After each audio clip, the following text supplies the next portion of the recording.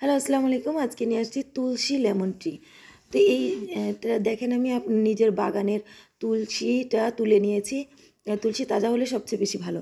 তারপরে এখানে নিয়েছি আমি গরম করে নিয়েছি 2 কাপ চায়ের পানি। তারপরে দিয়েছি চাপাতি, তারপরে দিয়েছি এই লেবুটা আমি কেটে নিচ্ছি এখানে। তো দেখেন, এইভাবে ছোটো ছোটো একদম পাতলা পাতলা স্লাইস করে কাটবেন।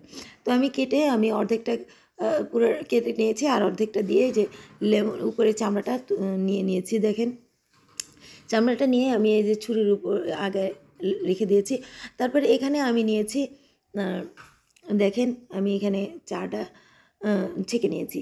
ছেঁকে নেওয়ার পর আমি এখানে দিয়ে দিব এই যে লেমন জেসটা দিয়ে দিব। তারপরে এখানে লেমন জুসটা দিয়ে দিয়েছি। তারপরে দিয়েছি একটা স্লাইস। এখন স্লাইসটা আমি তুলে নিব, আমি মধু দিব। আমি মধুটা দিতে ভুলে গিয়েছি, তো এই লাস্টে আমি মধু দিব। তো এইভাবে মধু দিয়ে দিবেন। আর যদি কারো ডায়াবেটিস কিংবা স্বাস্থ্যকর বানাতে গেলে মধু দিবেন, আর না স্বাস্থ্যকর বানাতে আপনি চিনিও ব্যবহার করতে পারেন। তারপরে এখানে দিয়ে দিলাম স্লাইস। তো এই স্লাইসটা দিয়ে দিয়েছি, তারপরে উপরে একটা স্লাইস দিয়েছি। কেমন লাগলো লাইক দেবেন, শেয়ার দেবেন, পাশে থাকবেন।